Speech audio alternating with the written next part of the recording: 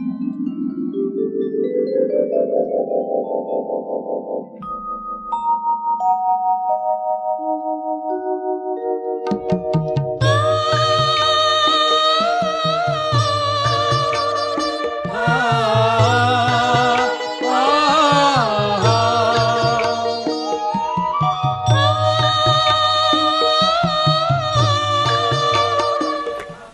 मैं 8 वर्ष की थी तो कुदरत कहें, सौभाग्य कहें, परंतु ब्रह्मा बाबा के साथ मुलाकात होने का प्राप्त हुआ मौका।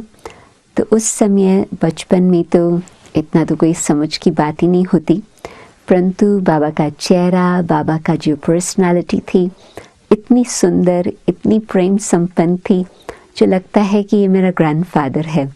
एक तरह से कि बचपन में ही बाबा ने दिल को जीत लिया अपनी पवित्र, शुद्ध, बहुत सुंदर पर्सनालिटी के द्वारा। फिर तो हम विदेश में ही गए और वहाँ ही रहे। फिर 1966 में फिर दोबारा जब भारत में एक बारी आने पर माउंट आबू में आए तो उस समय फिर बाबा के साथ मुलाकात रही। तभी मेरी आयु थी 17 वर्ष की। तो उस समय बाबा ने मेरे स्कर्ट्स या शॉर्ट है या कोई ऐसी बात नहीं देखी।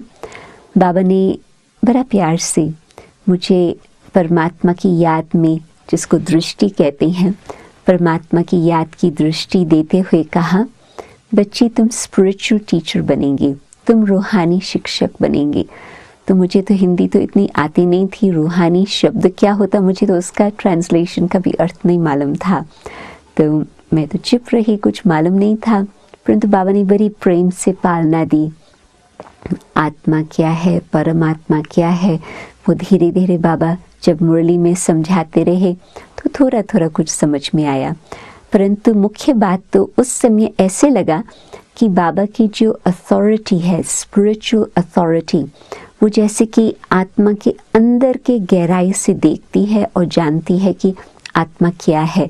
जैसे कि आप आईने में देखो तो आईने में आपको ये चेहरा नजर आएगा, परंतु बाबा के नैन में कुछ ऐसी ईश्वरीय शक्ति थी जो बाबा जब आत्मा को देखते थे तो जैसे कि नैन के अंदर वो बिल्कुल एक आईने के रूप में आत्मा को पूरा साक्षात्कार हो जाता था कि मेरा आदि स्वरूप, अनादि स्वरूप क्या है। फिर कुछ वर्षों के बाद 1968 में मैंने अपने जीवन के लिए यही सोचा कि मुझे ईश्वरीय मार्ग पर चलना है। तो मैंने बाबा को पत्र लिखा, तभी मैं पूना में थी। तो बाबा इंग्लिश थोड़ी बहुत जानते थे, तो मैंने इंग्लिश में ही पत्र लिखा बाबा को। तो बाबा का टेलीग्राम आ गया रिटर्न में कि बच्ची तुम आबू आ जाओ, तो फिर बाबा बैठ के बात करेंगे। तो जब हम मधुबन आए तब तक था जून 1968 और हमारी आयु थी उस समय 19 वर्ष की। तो मन में तो ये सोचा था कि मुझे ऐसे जीवन बनानी है, परंतु जब बाबा के सामने में बैठी, यहाँ जो अपना आस्थान, झोपड़ी का आस्थान है, वहाँ पर बाबा ने पूछा, बच्ची तुमने क्या सोचा है, बाबा को बताओ। तो मैंने कहा, बाबा मुझे ये ईश्वरीय जीवन अपनानी है। तो बाबा मुझे देखते रहे और बाबा ने कहा, बाबा पहले से ही जानते थे। तो उस घड़ी फिर मुझे वो स्मृति आई कि हाँ, कुछ वर्ष पहले ही बाबा ने ऐसे कहा था। फिर तो जो जून मास में बाबा के पास आना रहा, बहुत ही एक विशेष बाबा का प्यार का अनुभव, और बाबा जैसे कि मुझे नई जीवन देने के निमित्त बने। एक रात्रि को बाबा ने कहा कि अच्छा बच्ची, रात्रि को क्लास के बाद हमारे पास आना। तो बाबा के कमरे के बाहर छोटा सा आंगन था और हम दादी जान की और कुछ और ऐसे अन्य बहनें, करीब हम 10 लोग बाबा के कमरे में वहाँ थे। और गर्मी का समय था और बाबा की खटिया वहाँ डली हुई थी क्योंकि बहुत गर्म समय था, और चादर भी सफ़ेद, बाबा के वस्त्र भी सफ़ेद, बाबा का चेहरा भी बहुत चमक रहा था, बाबा के बाल भी सफ़ेद, और चंद्रमा चमक रहा था। तो वो जो रोशनी सब तरफ फैली हुई थी, तो बाबा हर एक को देख रहे थे और परमात्मा की याद में एक एक को दृष्टि दे रहे थे। फिर बाबा ने मुझे इशारा ऐसे किया तो मैं बाबा के नज़दीक आई। तो बाबा के तकिए के बाजू में इतने सारे सफ़ेद चमेली के फूल थे। तो बाबा ने वो उठा करके मुझे हाथ में पकड़ाए और इतनी सुंदर खुशबू थी, गर्म रात थी तो वो खुशबू थी, तो वो खुशबू भी आ रही थी। और आज तक भी वो जब चमेली की खुशबू मुझे आती है तो मुझे वो सीन याद आती। तो बाबा मुझे फूल देते मुझे दृष्टि देने लगे, और उस दृष्टि में जैसे कि मुझे ऐसे लगा कि यहाँ से आत्मा को कोई एक मैग्नेट की तरह से आकर्षित करके कहीं बहुत बहुत दूर एक यात्रा पर लेके जा रही हैं। बाबा की परमात्मा की याद ऐसी थी जो मुझे भी परमात्मा की याद दिला करके, जैसे कि आत्मा को स्थूल वतन से खींच करके बाबा एक और पार रोशनी की दुनिया, प्रकाश की दुनिया में ले गए।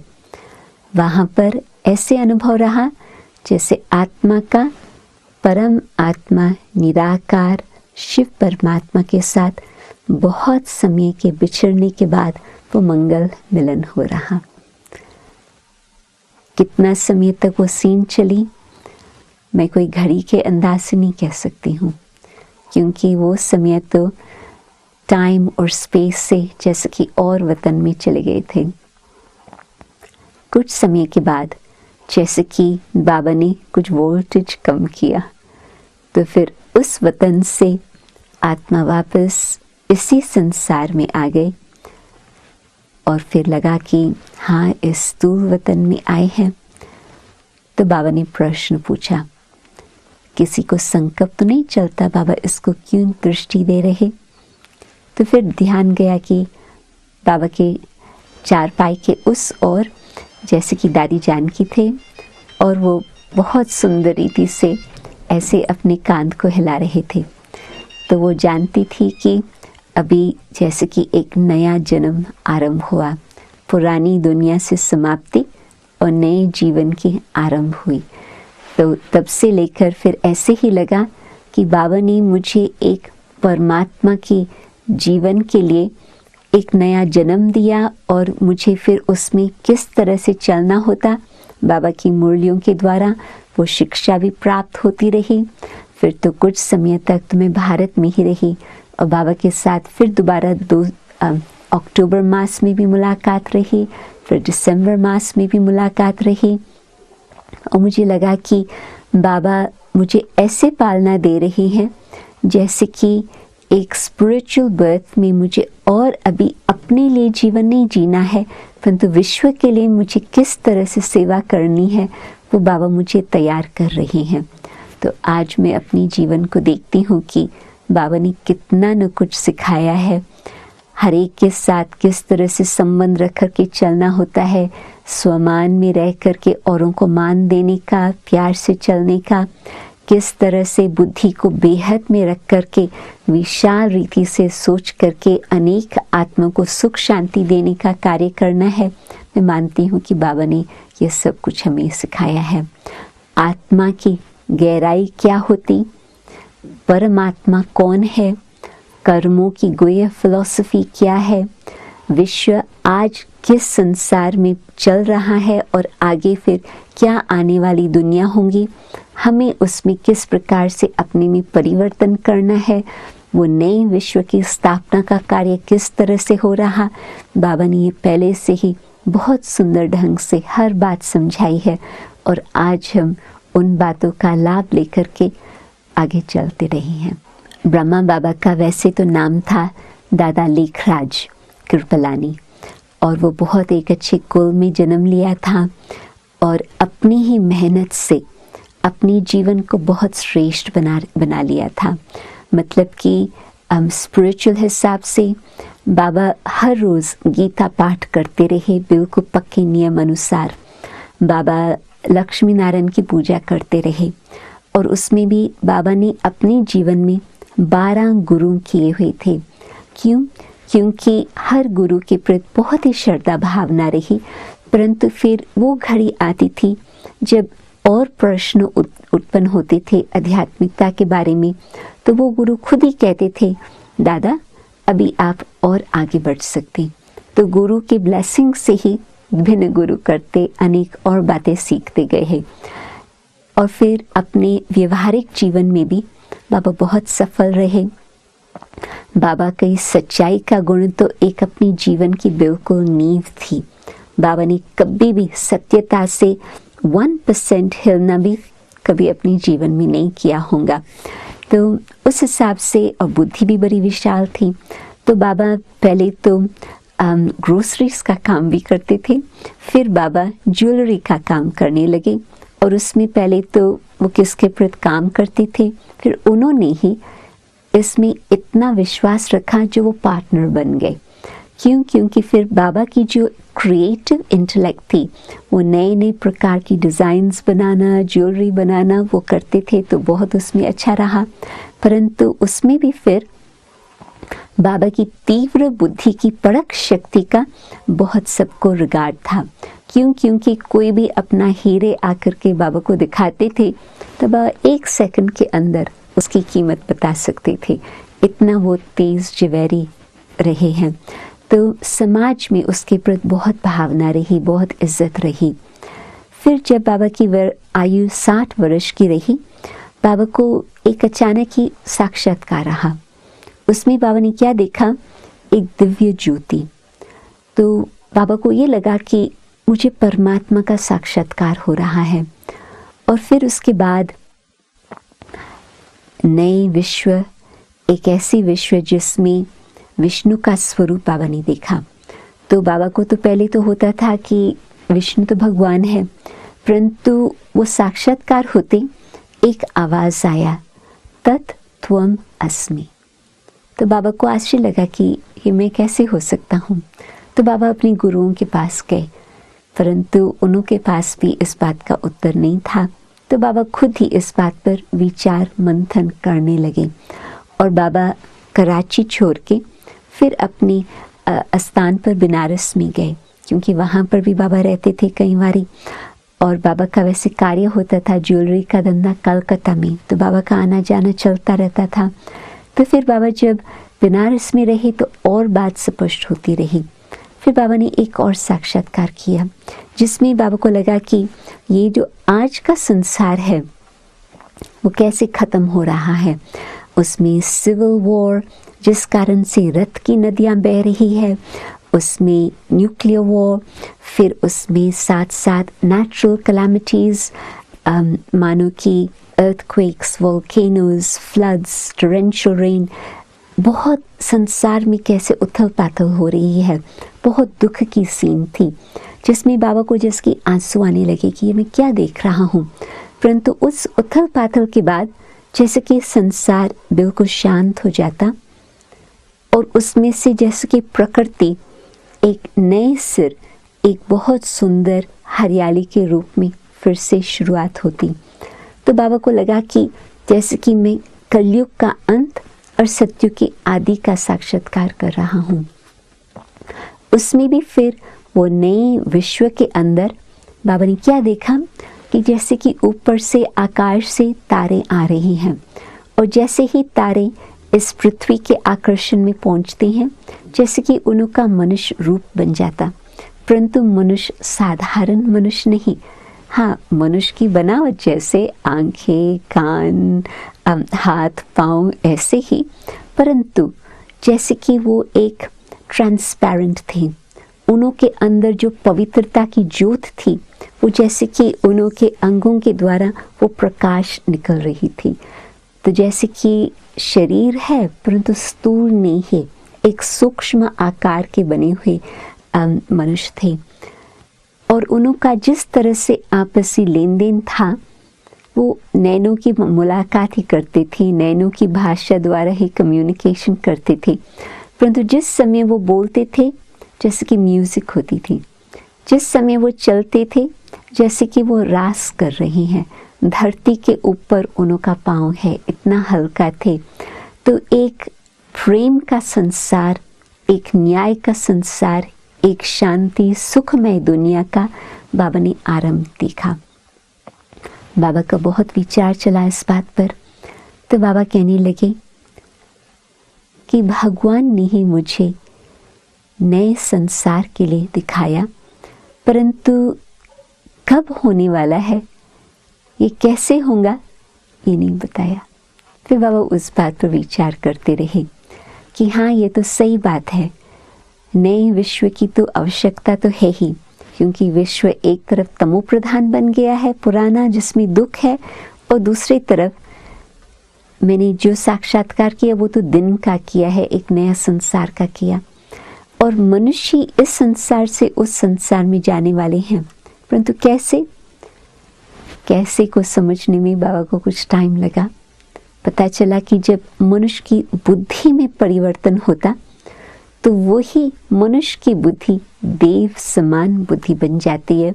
उस दिव्य बुद्धि के आधार से अथवा ज्ञान की शक्ति से मनुष्य अपने जीवन को एक देव समान बना सकता। तो बाबा को ये प्रेरणा आई कि अभी ईश्वरीय कार्य अथवा आध्यात्मिकता की स्टडी का कार्य आरंभ करना है। तो बाबा ने अपना जो धंधा था, व्यापार था, वो समाप्त करके अपनी भागीदार को कहा कि जो मेरा हिस्सा है, जो भी आप समझे, वो मैं अभी इस ईश्वरीय कार्य में ही लगाने चाहता हूँ।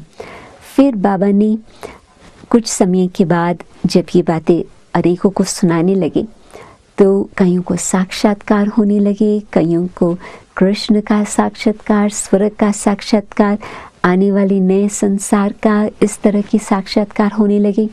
तो वो एक संगठन बन गया। तो वो करीब 300 बहनें थी, कुछ भाई थे, परंतु मोस्टली बहनें थी। ये है कराची की कहानी 1936 की। तो ज़्यादा बहनें ही आकर के ज्ञान सुनती थी, कुछ भाई लोग भी थे, परंतु जो 300 की संख्या तब तक हजारे आए, परंतु उसमें से 300 की एक कम्युनिटी बन गई, जिसके लिए बाबा ने जैसे कि ईश्वरीय विश्वविद्यालय के नाम से आरंभ किया। और भगवान की प्रेरणा अनुसार जो आने वाले बाबा के सामने भाई बहन थे, उसमें से बाबा को प्रेरणा मिली कि जो नई नई जवान बच्चियां हैं, उन्हों को ही ट्रस्ट बना करके सब कुछ अपना धन समर्पण किया। 12 कुमारियों की वो ट्रस्ट बनी, जिसमें आज भी जो अपनी संस्था की हेड है दादी प्रकाश मणि, आप उसमें से थे फाउंडिंग मेंबर। और जो बाबा ने अपनी बिजनेस को समाप्ति में जो कुछ बाबा को प्राप्त हुआ, उस ट्रस्ट को बाबा ने सब कुछ समर्पण किया।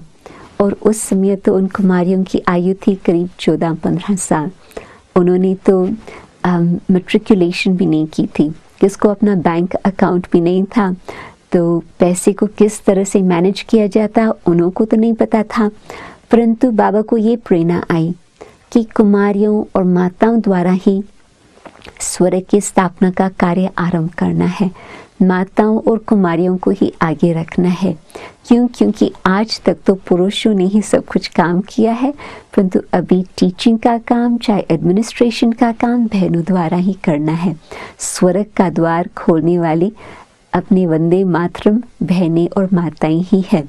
तो एक नए प्रकार से कार्य आरंभ हुआ।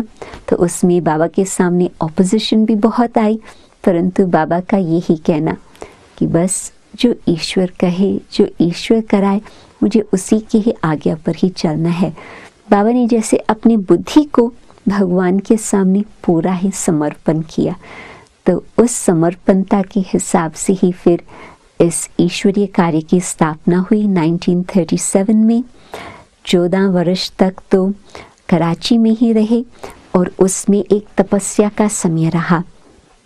उस तपस्या के बीच में उनका जो कम्युनिटी थी भिन्न भिन्न स्थानों पर रहते थे, परंतु बाबा उनको ज्ञान की शिक्षा भी देते थे और साथ साथ किस तरह से आगे तपस्या करके और सेवा करनी है, बाबा उनको ट्रेनिंग देते रहे।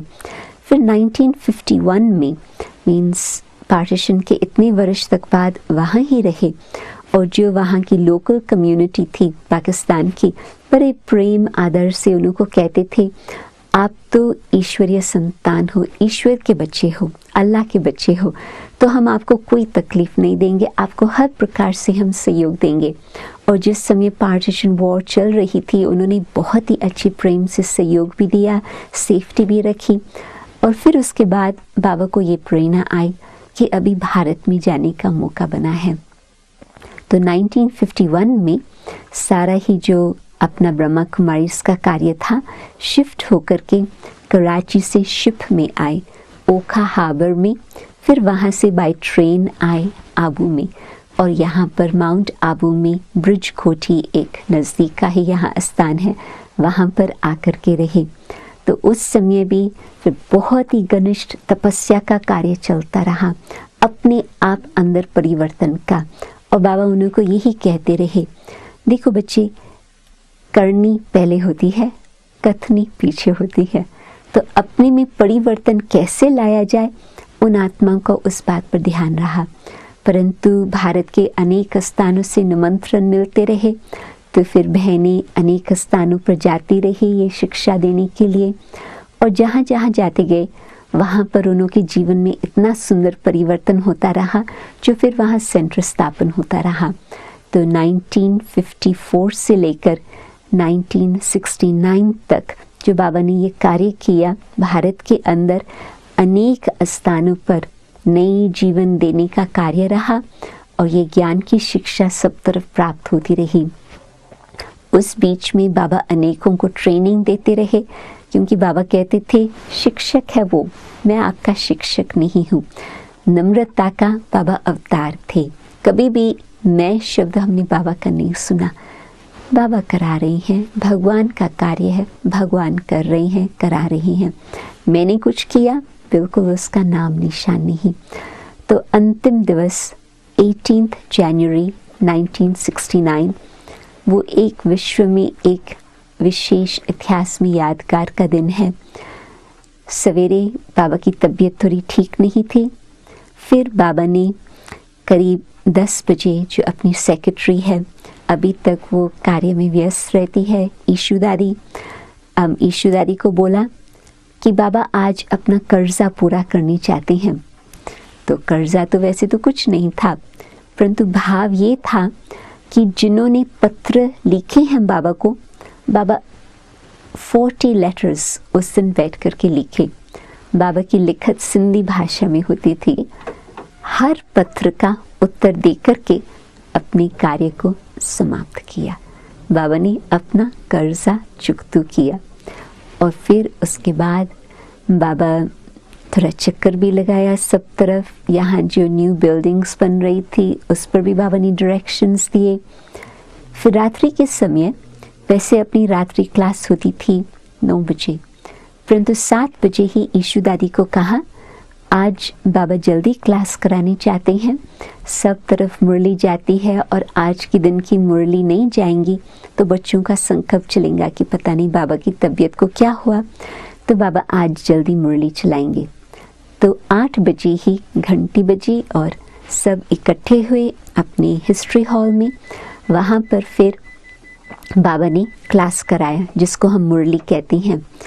और वो मुरली एक जैसे कि विशेष धारणा युक्त बाबा ने मुरली सुनाई, जिसमें बाबा ने विशेष मंत्र दिया, निराकारी निरअहंकारी निर्विकारी। निराकारी स्थिति में स्थित रहे, अपने अहंकार को छोड़ते जाएं, हर प्रकार से विकारों पर जीत प्राप्त करके अपनी निर्विकारी स्थिति को प्राप्त करना। और बाबा ने खास ये भी कहा, बच्चे कभी भी लॉ अपने हाथ में नहीं उठाना, हर एक के साथ प्रेम से लव के साथ चलना। और यदि कोई बात ऐसे ध्यान पर आती है तो जो बड़े हैं उनको बता देना, परंतु अपने हाथ में लॉ नहीं उठाना।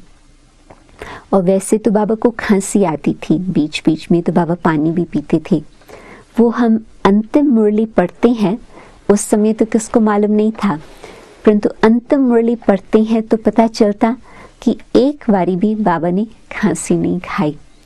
और फिर लास्ट में बाबा ने मुरली सुना करके फिर बाबा उठ करके नमस्ते करके बाबा दरवाजे पर खड़े हो गए, और बाबा ने ये शब्द कहे, आज मीठी मीठी बच्चों से बाबा विदाई लेते हैं।